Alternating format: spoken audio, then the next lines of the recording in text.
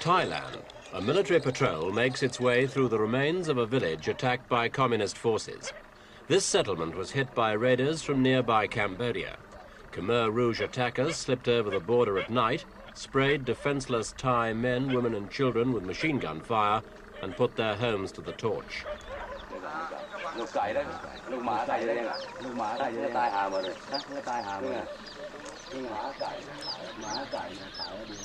Some 30 villagers died here. Some attackers used automatic weapons, but infants had their throats cut. The Thais face a communist threat from two sources: their long frontier with Cambodia and from guerrillas attacking government forces all over the country.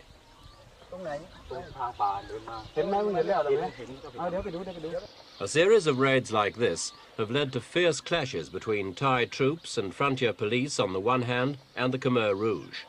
Thai forces are also trying to overcome an estimated 3,000 Thai communist guerrillas. The front line of the war is manned by the 100,000 men of the regular army. They're equipped with the latest American arms and trained according to the United States Army Manual.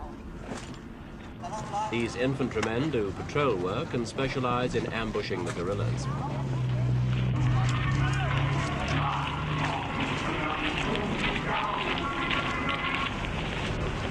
And it's not just a war for the foot sloggers. Heavy tanks, artillery and mortars are being used to combat communist positions.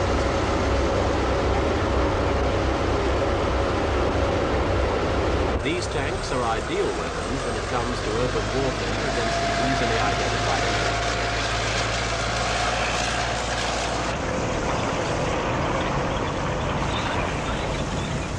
In a guerrilla war, though, the hearts and minds of the ordinary people are a vital target. The Thai government's using an ingenious weapon to win them, to counter communist infiltration, particularly in the countryside. It's the village scouts, Thailand's version of the worldwide scout movement. As could be seen from this rally in Bangkok, both young and old, male and female, are encouraged to join. Crown Prince Vajiralongkorn was presenting banners and portraits of the king to representatives of newly formed village scout troops. And the number of people at the rally showed the size of the movement. It's grown to 1.5 million members in the 5 years since it was founded, and officials say 90,000 people are joining every month.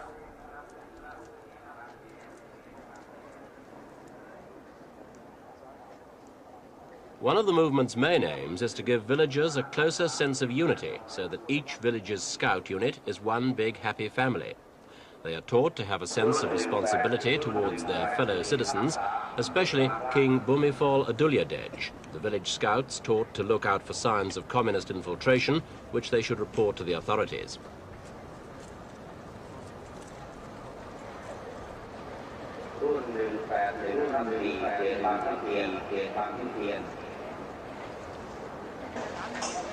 Village scout recruits go to regional centres for an intensive training course. The new scouts are aged from 15 upwards and face a demanding schedule, which means virtually no sleep for 4 days and nights. The actual subjects they learn tend to be traditional worldwide scout ones.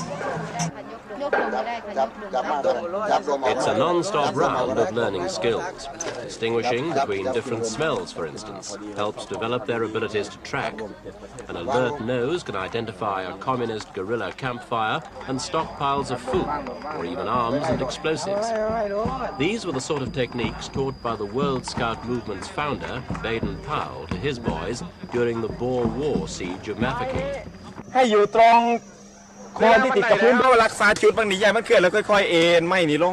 Another useful trick in the field is the ability to use a small stick for simple measuring and estimating heights. It's a traditional method, familiar to scouts and ex-scouts the world over. The only problem is that everybody comes up with a different answer. But that's an old scout tradition too.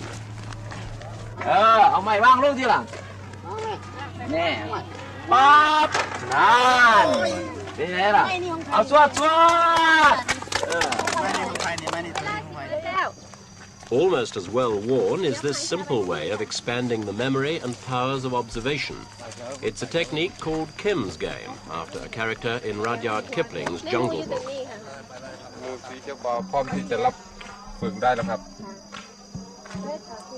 All the onlookers have to do is remember as many as possible of the objects tied to a piece of string. Every time they do it, they'll remember more of them. For Thai village scouts, it's a useful way of remembering any of the little details they may want to pass on to the authorities.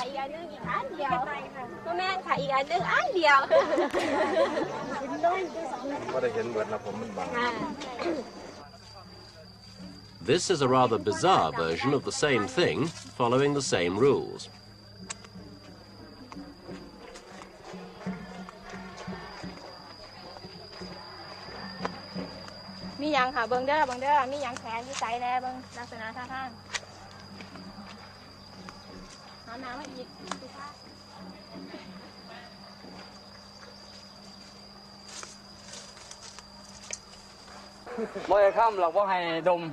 But there's a more serious side to the training. These pupils are learning to listen and identify different sounds through a wall. Traditional scout training may be, but the worldwide movement doesn't like getting involved in anything that some people would see as having political overtones. Although they wear the universal uniform neckerchief after training and use an emblem very like the scout crest, Thai village scouts are not accepted as part of the international organization. The National Scouting Council of Thailand recognized them after being recommended to do so by the king. 20-year-old Sombat Chantani said she was enjoying the training and couldn't wait to get back to her family's village farm to look for clues to report to the police.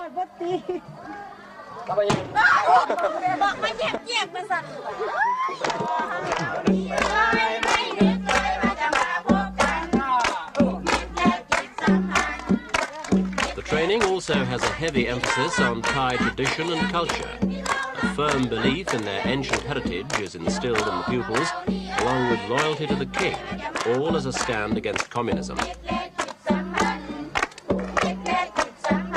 Farmer Wanlop Suwanarin, who was 60 years old, said he joined for the king's sake. Respect for the monarchy is a cornerstone of Thai culture, and any kind of insult to it can bring a stiff prison sentence.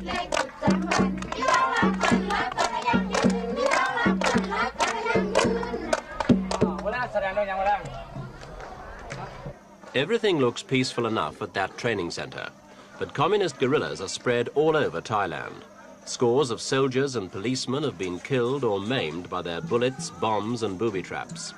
And though the village scouts stress that they're independent of the government and look after their own finances, trainees do get free protection from the army. Officials stress that the scouts aren't armed and don't get any military training. So soldiers with automatic rifles keep a discreet eye on security. This training course ended with a proud moment for the 400 people in the intake, the passing out parade. Wanlop Suwanarin proudly received his neckerchief in a ceremony at which the trainees became fully fledged village scouts. The new members are given a pep talk by a senior official who tells them to be vigilant against the communist threat. Then they take an oath of loyalty to the movement, the monarchy and Thailand.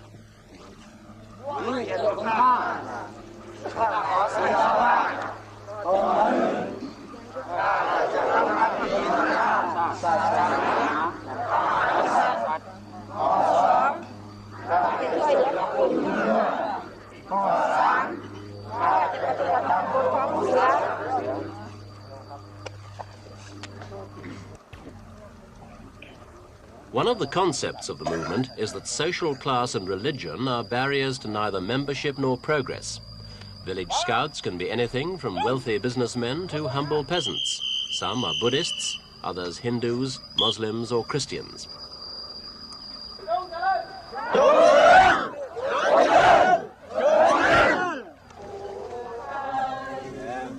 Now the scouts go back home. They'll be organized in troops of up to 500. To cover small communities, large troops are split into patrols, with one in each village.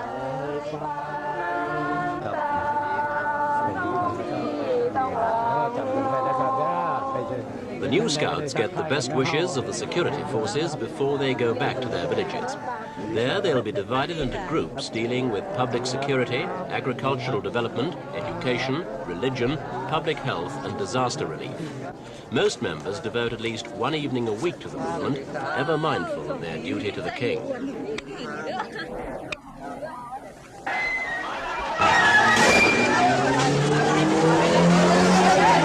Some critics say the village scouts were implicated in the events just over a year ago that led to a military junta taking control of the government. Rioting white-wing students at Bangkok University. When shooting began, the army did. Ambulance men and the fire were members of the internationally recognized Thai Boy Scouts, as well as by village scouts.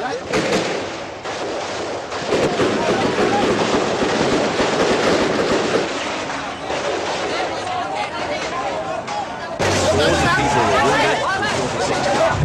Most of those who died were students. Some said left-wingers were clubbed to death or hanged by lynch mobs, which included village scouts. More than 3,000 leftist students were arrested, and in the days that followed, anxious relatives gathered at detention camps to try and learn what had happened to them. Nearly all have since been released, but 18 still face charges of treason and communist activities which carry the death penalty. Last year's coup ended 3 years' rule by elected politicians after the downfall of a previous military junta. The result was a civilian prime minister with a predominantly military cabinet, who recently dismissed him for apparently refusing to take their orders. These village scouts were still near the campus 2 days after last year's violence. Their relationship with troops of the new junta wasn't clear.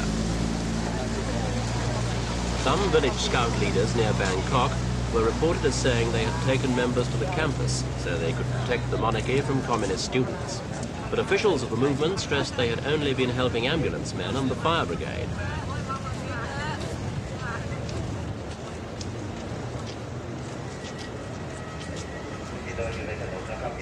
Despite the accusations of involvement in political violence, the village scouts maintain a social program in line with the Baden-Powell tradition.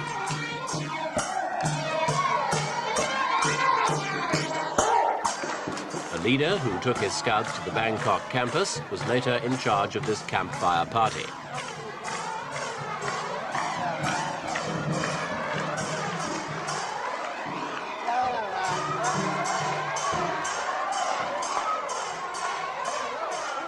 The movement's just launched a plan to increase its membership from 1.5 million to 5 million over the next 5 years.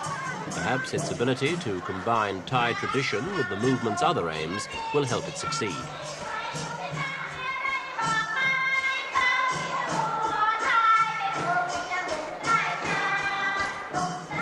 But the communist threat still remains on the domestic front from guerrillas and on the Cambodian border. Buddhist priests recently performed funeral services for 30 villagers shot or stabbed to death by Khmer Rouge forces who'd attacked across the border. In fact, the communist offensive's been stepped up on both fronts recently.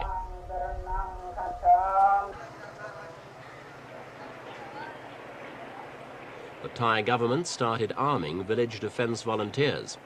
American and Canadian-made shotguns were being handed out as the funeral service started.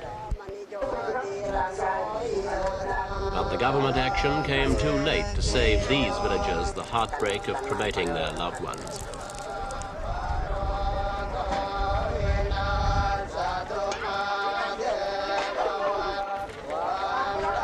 There are also casualties in Thailand's war against communism. The Khmer Rouge guerrillas of neighboring Cambodia claim that part of Thailand belongs to Cambodia, while the internal guerrillas want a Marxist government in Bangkok, so innocent people are dying in the crossfire.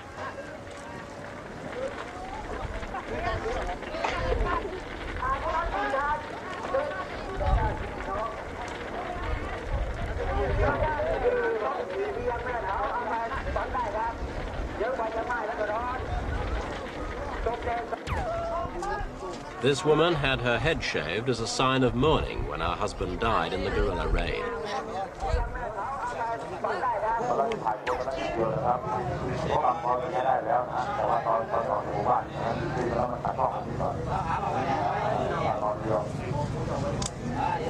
How effective are the steps being taken by the Thai government to arm villagers against the communists?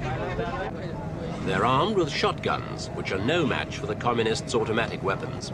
Patrolling round their villages like this, they'd be sitting targets for the guerrillas. The volunteer shotguns aren't effective against people beyond 25 yards. So the communists could sit back and pick villagers off at leisure with high-velocity automatic weapons.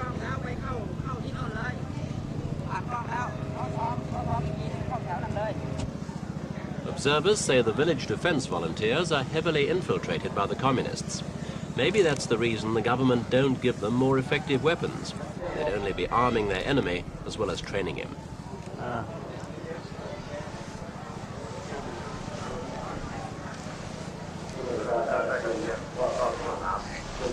The chances are that these volunteers will be working with the village scouts. The question is, are the scouts also being infiltrated by the communists? The movement's leaders confidently claim that any communist who joins the scouts will quickly be converted into a loyal Thai and supporter of the monarchy.